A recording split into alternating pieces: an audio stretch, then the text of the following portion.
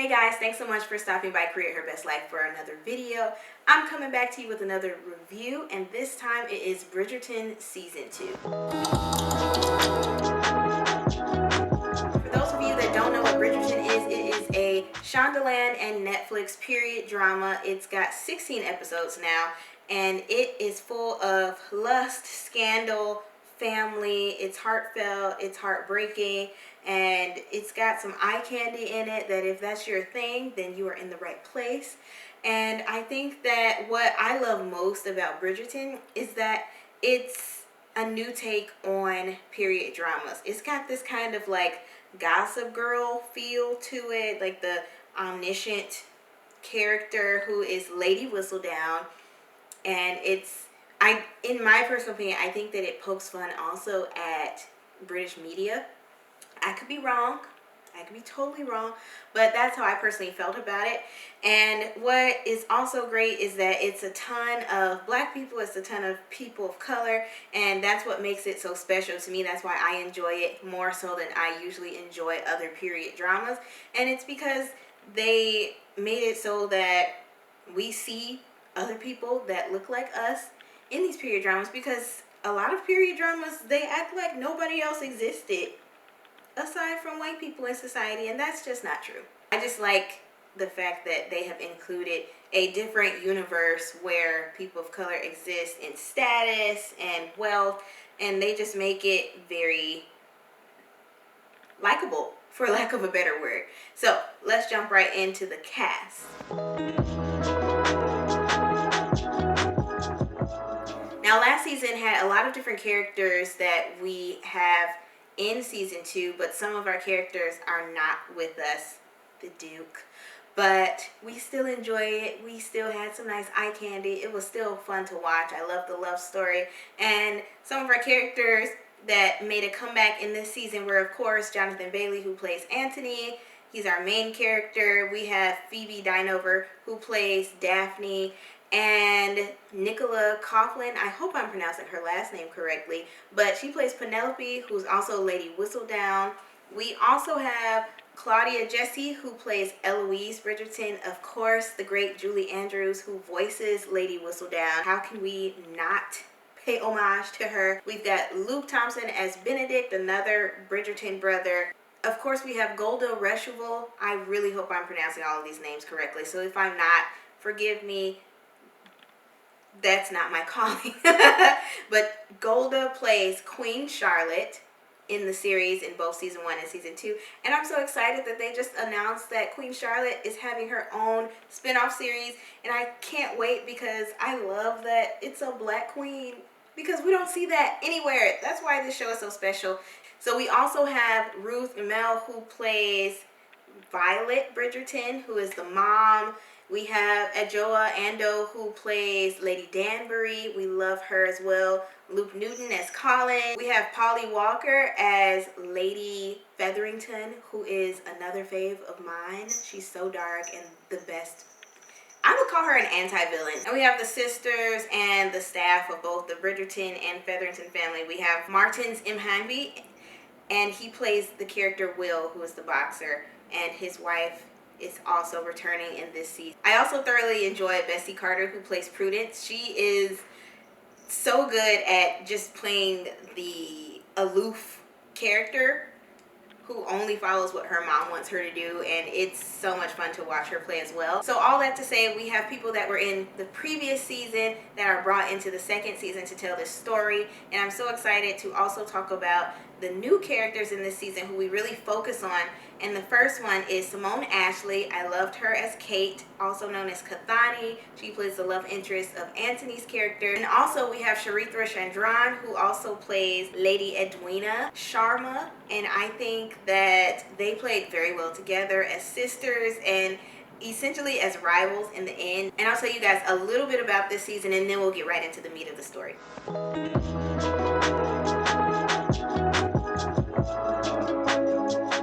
Season 2, we leave off. Daphne has married the Duke. They have a baby, and we start back off at the beginning of the courting season, which is a great way to start the show again. And you have Eloise, which is Daphne's younger sister, she seems terrified, and also she just hates the whole pomp and circumstance of this whole event. She doesn't believe that women should need to only aspire to be a wife and to be a mom. She wants to read books, and she wants to learn and write and, expand her intelligence. And why would she want to only parade herself around for the enjoyment of men, right? So she's still going through this, but it also starts out with Anthony having a change of heart. He really misses his old flame, who was the opera singer from the previous season, and now he can't be with her. She told him to leave her alone. So now he's like, I've got to find a wife by any means necessary. Whoever the queen makes the diamond of the season, that's who needs to be my wife, because she is matching my status. I'm here for the matching of energies. The only thing with Anthony is that he wasn't in it for love. And that was the hardest thing for his character, because he's all about duty and all about protecting himself and his family, and he doesn't want to be in pain. So a quick backstory, which they delved into in the story, which is really great, is that he's in so much pain because he witnessed his father pass away. His dad meant everything to him and their family and his mom, and the dad was bitten by a bee. Apparently they didn't know about bee allergies back then, or probably allergies in general. So he was stung by a bee and literally died from an allergic reaction. And that was so tragic and traumatic for him. And of course, being the oldest, his mom is grieving, and as a grieving mom, how do you take care of your kids who are also grieving, but also taking care of yourself? And I think that was a great moment for them to share in that story, because she essentially abandoned her children emotionally and made Anthony feel like he needed to take charge. So he took charge, but he had to do it at his own emotional expense. And that's why he's always been so hard and rigid on the exterior and doesn't want to let anybody in, because he doesn't want to lose anybody. And that played well with the character Kate, because her character also has experienced loss. Her father passed away as well. So she has essentially taken the role of the second mom to her younger sister Edwina during her first season of courtship, so that she can make money for her family and find someone that she loves. So Kate also became the martyr of her family, and that's why she and Anthony made sense, and it seemed more like a trauma bond for me, even though they loved each other. But that was a great moment in storytelling, and I think that they did a really good job with both of those characters and delving into why they are the way that they are. So the story starts out, Anthony is looking for his diamond. Kate is helping her younger sister Edwina look for her Prince Charming, essentially. And that happens to be Anthony, because he finds out that the queen has named Edwina the diamond, so he immediately goes after her. But then he finds out that it's Kate's sister. And Kate is someone that he ran into in the woods one early morning when she was running away from town. So it's very interesting that now they express this huge disdain for each other. I think it's really funny, the phrases that they use. Like he said, "You vex me." And I think that they created a lot of sexual tension between them, which was great, because it's kind of the same parallel between he and Kate with Phoebe and the Duke. And I thought it was really fun. They did a really job playing these, and it created some strife between Kate and her sister Edwina. Edwina really loved him. I feel like at some point she did, and it really hurt for her to see that Kate was in love with him, and probably more so than Edwina, because Edwina wanted more out of life. She did not want the picture perfect, find my prince kind of life that Kate and her mother wanted her to be, and just society wanted for her. So I think that it was interesting to touch on that as well for these characters, because Edwina did not get the man, and she chose herself. And I love that in a moment where this Indian character chooses herself over a man, especially right on the heels of Love is Blind, when the Indian young woman chose herself over a man. So anyways, throughout the season, you have Kate and Anthony doing this cool little dance of I love you, I hate you, I'm attracted to you, don't talk to me, don't touch me, don't look at me. And it's really fun. And what's great is that literally every single character saw it, including the audience, but Edwina. And Edwina is, of course, the one who is engaged to Anthony this whole time.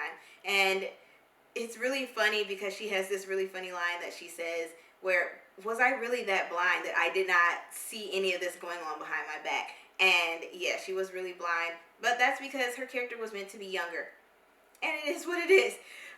You saw what you wanted to see. You were probably blinded by love, which is the same for both of them. But what's also cool is that Anthony really did try to do the right thing.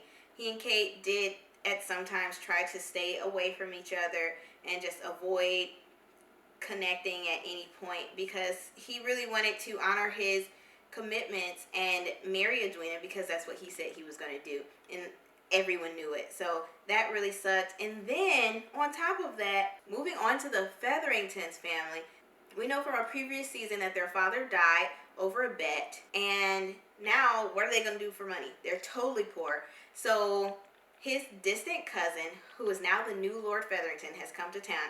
He's younger. He's not as stiff as he appears to be. All of the girls are kind of attracted to him, including Lady Featherington, which is interesting.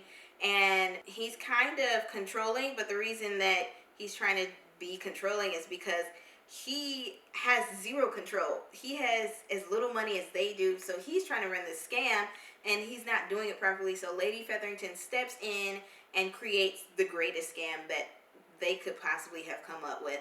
And they are going to scam. It's a Ponzi scheme, essentially. So they're going to suck everyone dry in the town, go to America, and become like the royalty of America, because America does not have queens. So she could be their queen. And that was really funny. And he was kind of like playing Lady Featherington. But in the end, we found out that she was really playing him the whole time, which I love that for her. She protected her girls, and that's what a parent is supposed to do. Moving on to another member of the Featherington household, Lady Whistledown herself. Previously, at the end of the season, we found out who Lady Whistledown is. It is no one other than Penelope. Penelope is a wallflower. She doesn't really bother with having real relationships with people, and I think that is out of insecurity, because guys don't really look at her. Women overlook her because she's a writer. She's more reserved, and I can appreciate a character like that. I relate to being a writer. Obviously, I relate to being more reserved, but the difference is that she is a huge gossip, and she and Eloise really relate in that way, because they are kind of the, not outcasts, but they both are the fly on the wall type of characters. They don't want to be in with society. But I think that Penelope really does want to be on the inside, kind of like a Dan type of character from Gossip Girl, but she doesn't want anyone to know that she wants to be on the inside. So she kind of hides behind her pen. Her name's Penelope. I think they did that on purpose. That's cute. But she hides behind her pen so that she can feel better about herself. So that's why she gossips about everybody else. And she's like lurking along the walls trying to listen to everybody else's gossip, which is really funny, to be honest. So in the end of the season, Eloise finds out who Lady Whistledown is, because she was actually a suspect in being Lady Whistledown by the Queen. And the Queen had put on this ball and wedding showcase for Edwina and Anthony, and was looking for who could possibly be Lady Whistledown, because of course we know the Queen wants all the tea, and she also wants to be the one that's creating the tea, so nobody could be better than her at it, and Lady Whistledown needed to be found. So in the end, Lady Whistledown is trying to protect her identity, and in doing so, she has to ruin her friend Eloise. So Eloise is visiting this young man, trying to figure out who Lady Whistledown is. He is on the poorer side because he's working at the printing service, and he's got this chip on his shoulder about being poor, and Eloise comes from money, so he kind of pushes her away more than once, and Penelope convinces Eloise to push him away a second time because she has to protect her identity from being found out. Now in the end, Eloise finds out because she's finally listening to Penelope, because Penelope has been manipulating her this entire season, and she's like, I never heard you talk about people the way that you do until just now. And now I realize that you're Lady Whistledown. She went through all of her room, found all the receipts and all the pages of gossip that Lady Whistledown has been posting, and she basically read Penelope to filth. Penelope read her as well. I think it was a very good moment in drama, and they don't want to be friends anymore. Well, Eloise does not want to be Penelope's friend anymore.